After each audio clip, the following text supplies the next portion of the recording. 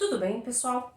Hoje nós vamos falar sobre os gêneros textuais e literários da Bíblia. Vamos lá? O que são gêneros? Gêneros são grupos de textos que possuem determinadas características. Então nós vamos falar dos gêneros literários poesia e prosa. Na Bíblia nós temos os livros de Jó, Salmos, Provérbios, Eclesiastes, que são livros poéticos. Na prosa nós temos parábolas e provérbios. Temos também os gêneros textuais e os tipos. Os tipos são argumentativo, narrativo e descritivo que contém na Bíblia. Na argumentação, nós temos o gênero textual epistolar, que são as cartas. Na narração, nós temos o gênero textual evangelhos, biografias, temos Atos, e o gênero descritivo, ele contempla os outros dois gêneros. Então, hoje nós vamos falar a respeito das narrativas bíblicas, principalmente do Antigo Testamento, e vamos falar dos livros da Bíblia que contêm poesias. O que é uma narrativa? É toda obra literária que conta uma história. Temos a prosa, o romance, o conto, a fábula, quadrinhos, nanoconto, notícia de jornal. E o que são as narrativas bíblicas? É a história de Deus, cujo propósito é mostrar Deus operando em e através de seu povo. O que as narrativas bíblicas não são? Não são alegorias com significados ocultos, não são histórias mentirosas, pelo contrário, são histórias verídicas, são histórias verdadeiras. Essa é a diferença da narrativa bíblica. Quais os elementos da narrativa? Nós temos o narrador, temos os personagens, o cenário, o tempo, o conflito, o enredo, que são as sequências de eventos. Dentre os personagens, nós temos o protagonista. O protagonista é o personagem principal. Quando nós falamos de narrativas bíblicas, nós temos que entender que o protagonista de todas as narrativas da Bíblia é Deus. Deus é o personagem principal. Tudo que se fala a respeito das narrativas, nós temos que entender que Deus está acima de todas as histórias, de todas as narrativas. Ele é o personagem principal. Se há um personagem que nós devemos admirar, venerar, adorar, é Deus. Em relação ao cenário, nós temos o cenário físico, temporal e cultural. Esther e Daniel passam num cenário físico palaciano. Já o livro de Ruth passa num cenário cultural de hostilidades entre moabitas e israelitas. Temos também o tempo que aconteceu essa narrativa, o conflito, toda narrativa tem um conflito de ideias, e temos o enredo, que é a sequência de eventos. Toda narrativa, ela tem uma sequência de eventos, tem começo, meio, fim, que são os acontecimentos da história. No caso dos evangelhos, cada autor conta a mesma história, mas com enredos diferentes. João inicia o seu evangelho com no princípio, Lucas inicia o seu evangelho com o nascimento de João Batista. Aqui nós temos um quadro da Bíblia. 25% da Bíblia é composta do Novo Testamento, 75% da Bíblia do Antigo Testamento e 40% do Antigo Testamento são narrativas. Em relação ao Novo Testamento, os textos narrativos que nós temos são o livro de Atos e boa parte dos evangelhos, Mateus, Marcos, Lucas e João. Nós temos que entender que todas as narrativas que estão na Bíblia, elas fazem parte de um plano superior. O que é um plano superior? É o plano universal de Deus, feito através de sua criação.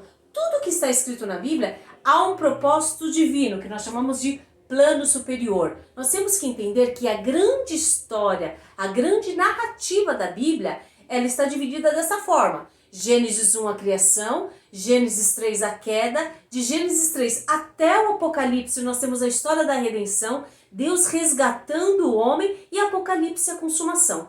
Tudo que nós formos interpretar em relação às narrativas tem que estar sob esse aspecto do plano superior. Dentro do plano superior, nós temos o plano intermediário. Quais são as histórias que contemplam o plano intermediário? todas as histórias a respeito do povo de Israel estão nesse plano intermediário. A chamada de Abraão, a escravidão no Egito, o livramento da escravidão, a conquista da terra prometida, pecados de Israel e do seu cativeiro, restauração do povo após o exílio. Então todas as histórias de Israel estão debaixo de um plano superior de Deus. E dentro desse plano intermediário que está sob o plano superior, nós temos o plano inferior. Quais são as histórias que contemplam esse plano inferior? Todas as histórias individuais da Bíblia. A história de José, por exemplo, a história de Gideão, quando ele duvida de Deus, a história de Davi, o seu adultério com Betseba. Então, todas essas histórias pequenas, individuais, fazem parte de um plano inferior. O que nós temos que entender a respeito destes três planos? Cada narrativa individual do Antigo Testamento, que nós chamamos de nível inferior, é pelo menos parte de uma narrativa maior da história de Israel no mundo, no nível intermediário, que por sua vez faz parte da narrativa ulterior ou a narrativa superior da criação por Deus e de sua redenção dela no nível superior. Nós temos que entender que toda a narrativa individual do plano inferior, ela está sob o plano superior. Então, por exemplo, se você quiser encontrar na história de José algum modelo de como ser uma bênção, se você quiser encontrar na história de José alguma justificativa para imitar José e você receber uma bênção, você está totalmente equivocado, porque o personagem principal, o protagonista dessa história, não é José. O protagonista é Deus. Você vai ler em todo o texto de José escrito assim: e Deus era com José, e Deus era com José, e Deus era com José. Deus fez algo de um candidato improvável, algo muito superior, algo muito além do que uma simples narrativa. Ele estava preservando o povo de Israel e preservando os egípcios e muitos povos daquela época. É por isso que Cristo diz que toda a Escritura testificava dele. Vamos ler os textos? E disse-lhes: são estas as palavras que vos disse estando ainda convosco, que convinha que se cumprisse tudo o que de mim está escrito na lei de Moisés e nos profetas e salmos. Jesus trouxe todo o Antigo Testamento aqui, trazendo todas as partes do Antigo Testamento que falavam dele. Não que cada narrativa individual fala de Cristo, mas no plano superior, no plano geral, todas as narrativas falam de Cristo. Cristo é o personagem principal. Cristo é o protagonista de todas as histórias. Também João 5,39 diz assim: examinais as Escrituras, porque vós cuidais ter nelas a vida eterna, e são elas que de mim testificam. Toda a Escritura testifica de Cristo. Todas as histórias testificam de Cristo. Vamos entender então as características das narrativas. Primeiro, o que as pessoas fazem não são necessariamente um bom exemplo para nós. A história de Sansão, por exemplo. Sansão teve muitas atitudes erradas em relação a Deus. Então, não é um bom exemplo para mim. A história de Davi, houve o caso de Davi com Betseba, o adultério. Então, não é um bom exemplo para mim. Segundo, não ensinam diretamente uma doutrina. Então, quando nós falamos que não ensina diretamente uma doutrina, nós podemos dar o exemplo de Gideão. Gideão foi chamado por Deus, foi convocado por Deus a realizar uma missão. Só que ele duvidou da voz de Deus. Então, a história de Gideão não ensina uma doutrina de que eu tenho que fazer provas com Deus. Se Deus falou comigo, eu vou fazer provas com Deus para ter certeza que foi Deus que falou comigo. Então, eu vou seguir o exemplo de Gideão, porque eu criei uma doutrina em cima disso. Errado! Gideão errou de duvidar da palavra de Deus. Então, não é um exemplo que eu deva seguir, não é uma doutrina bíblica. Quando nós falamos que usualmente ilustra uma doutrina, nós estamos querendo dizer que eu não posso fazer doutrinas de textos narrativos e nem de textos poéticos. Porém, eu posso tirar lições morais dessas histórias que estão fortemente nos evangelhos, que estão fortemente no Novo Testamento. Então ela ilustra nesse sentido de fidelidade a Deus, a respeito da fé. O Novo Testamento traz isso muito fortemente. Agora nós vamos falar a respeito da poesia, a poesia bíblica. O que é uma poesia? É um verso escrito para ser declamado ou cantado em vez de lido. Enfatiza a sonoridade, o ritmo, as estrofes, a subjetividade, imagens e símbolos vívidos. Um terço do Antigo Testamento é composto de poesia. Então nós precisamos entender esse gênero literário para nós entendermos profundamente o Antigo Testamento. Os únicos livros do Antigo Testamento que não são poéticos, não tem nada de poesia, são Levítico, Ruth, Esdras, Neemias, Ester, Ageu e Malaquias. O restante do Antigo Testamento ou tem livros inteiros de poesia ou tem partes substanciais de poesia. Eu trouxe um exemplo de uma poesia muito conhecida na nossa língua, de Gonçalves Dias, A Canção do Exílio. Minha terra tem palmeiras, onde canta o sabiá. As aves que aqui gorjeiam, não gorjeiam como lá. Nosso céu tem mais estrelas, nossas várzeas têm mais flores, nossos bosques têm mais vida, nossa vida mais amores. Em cismar sozinho à noite, mais prazer encontro eu lá. Minha terra tem palmeiras, onde canta o sabiá.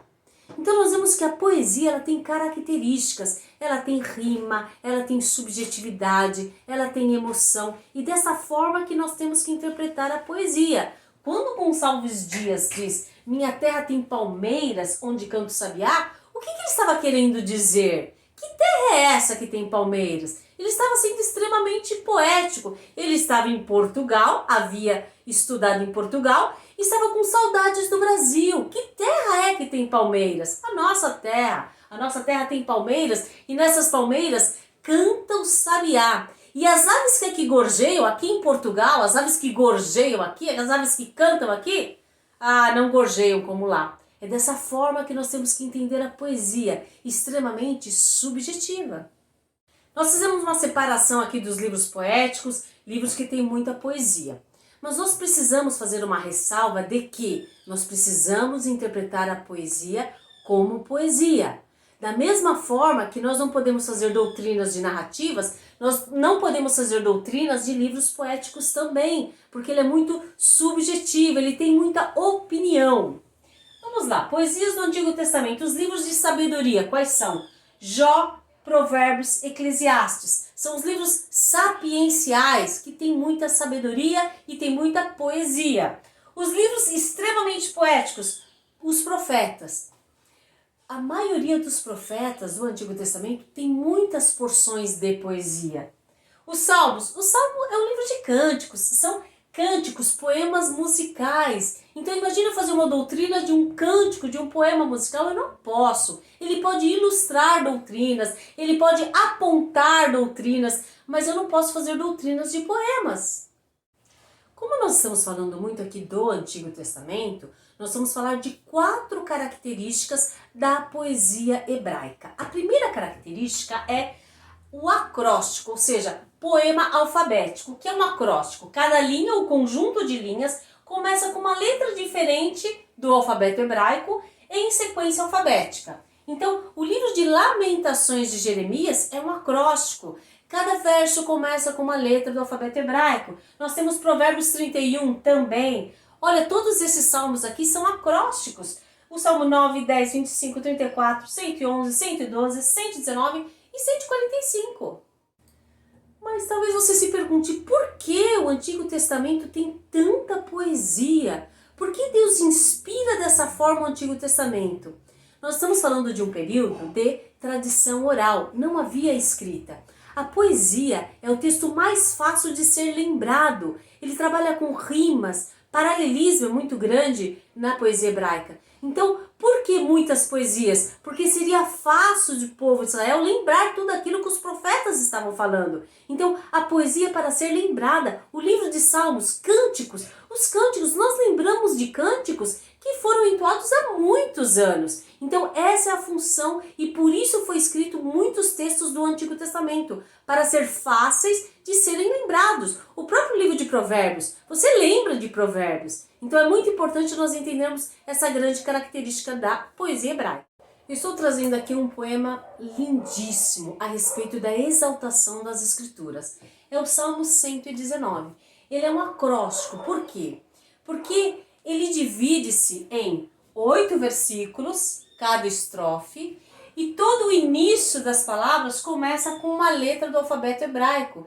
E ele corresponde às 22 letras do alfabeto hebraico. Então, os primeiros 8 versículos do Salmo 119 começam com Aleph.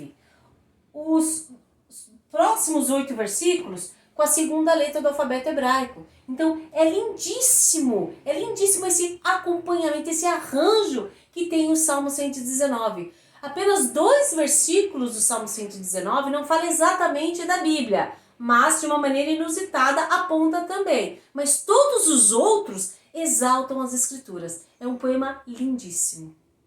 Temos também o Salmo 34. Eu não trouxe todo o Salmo 34 aqui, que nós não teríamos espaço. Mas cada versículo do Salmo 34 traz uma letra do alfabeto hebraico. Então é lindíssimo. Ele começa com Aleph, Beit, Gimel, Dalet, Re. E cada versículo vai trabalhando esse poema maravilhoso que é o Salmo 34.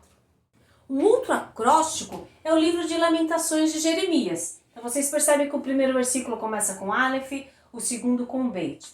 É interessante, é lindíssimo nós lermos o livro de Jeremias e pare para pesquisar. O capítulo 1 de Jeremias tem 22 versículos. O capítulo 2 tem 22 versículos. O capítulo 3 tem 63 versículos. O capítulo 4, 22 versículos. O capítulo 5, 22 versículos. Olha que lindo, que arranjo mais maravilhoso foi colocado aqui no livro de Lamentações de Jeremias.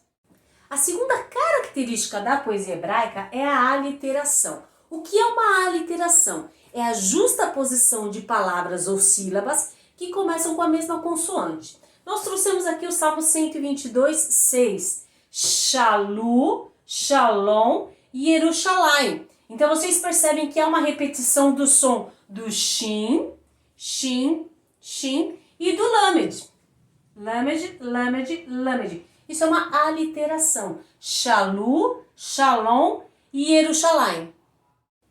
A terceira característica da poesia hebraica é o paralelismo. E nós temos 3 tipos de paralelismo. O paralelismo sinônimo, que é rima de ideias ou palavras. Que significa que a segunda linha, ela repete a ideia da primeira linha. Ela tem o mesmo significado. Exemplo, Provérbios 1:8. Filho meu, ouve o ensino do teu pai e não deixes a instrução da tua mãe. Então o paralelismo era muito usado, por quê? Para que os hebreus pudessem lembrar daquilo que estava sendo dito. Por isso essa repetição de ideias. Filho meu, ouve o ensino do teu pai, é o mesmo que dizer, e não deixes a instrução da tua mãe. É uma repetição de ideias para que eles pudessem gravar. O Salmo 113:7 é um outro exemplo de paralelismo sinônimo. Ele levanta do pó o necessitado e ergue do lixo o pobre. Pó, lixo, necessitado e pobre. Paralelismo. A repetição da primeira linha com a segunda linha. Temos também o Salmo 19, um paralelismo lindíssimo. Os céus proclamam a glória de Deus e o firmamento anuncia a obra de suas mãos. Então, a primeira parte do verso significa o mesmo que a segunda parte. Os céus é o mesmo que dizer firmamento. Os céus proclamam, o firmamento anuncia. Proclamar e anunciar são sinônimos. A glória de Deus. Glória e obra.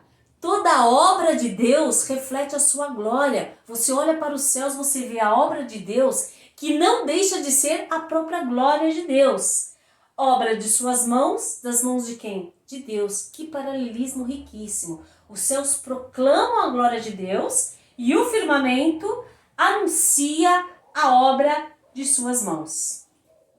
Aqui nós temos um outro exemplo de paralelismo sinônimo. Isaías 55:8, que diz assim: porque os meus pensamentos não são os vossos pensamentos. Olha aqui, repetindo o mesmo pensamento. Nem os vossos caminhos, os meus caminhos. Então aqui nós temos a repetição do primeiro verso. Porque assim como os céus estão mais altos do que a terra, Vamos repetir esse pensamento? Assim são os meus caminhos mais altos do que os vossos caminhos, céus, caminhos. E os meus pensamentos mais altos do que os vossos pensamentos. Então aqui nós temos um paralelismo sinônimo que Isaías faz de maneira lindíssima. O segundo tipo de paralelismo é o paralelismo antitético, em que a segunda linha contrapõe o que é dito na primeira. Então nós temos uma conjunção adversativa ali, sempre mas, porém. Vamos ao exemplo? Salmo 1:6. Porque o Senhor conhece o caminho dos justos, mas o caminho dos ímpios perecerá. Então essa segunda linha aqui, ele está contrapondo a primeira. Aqui nós falamos de justo. Qual o antônimo de justo? Antitético, ímpios.